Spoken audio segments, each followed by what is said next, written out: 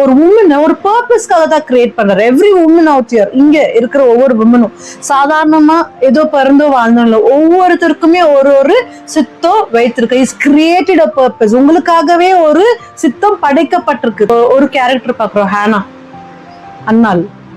Okay, அவங்கள எவ்வளவு Mach பண்றாங்க. குடிக்க அர்ச்சினிறாரு, யாரு பிரீஸ்டே சொல்லிடுறாரு, குடிச்சிருக்கு போல தெரியுங்களா. ஆனா அவங்க என்ன பண்ணிருக்காங்க, அந்த நேரத்துல பிள்ளை இல்லைன்னு பாரத்தோட ஜெபிச்சுன்னு இருப்பாங்க. அத கூட வந்து அவங்க வந்து ஒரு ஒரு எவ்வளவு மென்டல் ப்ரெஷர், பிள்ளை இல்லாம மென்டல் ப்ரெஷர் இருந்திருக்காங்கன்னா, ஒரு குடிச்ச மாதிரி போதையில பேசுற மாதிரி ஆளுட்டு ஜெபிச்சுன்னு இருந்திருப்பாங்க. ஆனா ஒரு ப்ரீஸ்ட் பாத்தீங்கன்னா குடிச்சிருக்கியான்னு கேட்க, ஆனா அவங்க ஜெபிச்சுன்னு இருந்தாங்க. அந்த ஜெபம் நம்ம எவ்வளவு பவர்ஃபுல்லான தீர்க்கதரிசி உருவாக்குச்சுன்னா, தாவீதுக்கு அபிஷேகம் கொடுத்த சாமுவேல் அவ்வளவு பெரிய தீர்க்கதரிசி ஆண்டவர் வந்து அன்னாளோட ஜெபத்துல கொடுத்தாரு. Praise God.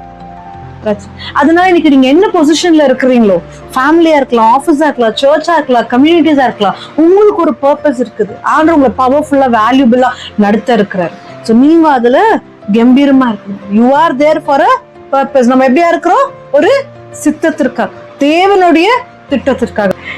எப்பவுமே பாக்குறேன், எப்பவுமே அவரோட வார்த்தையில தான் நம்ம கம்ஃபர்ட் தவிர எது நினைச்சாலும் டெம்பரரி தான்.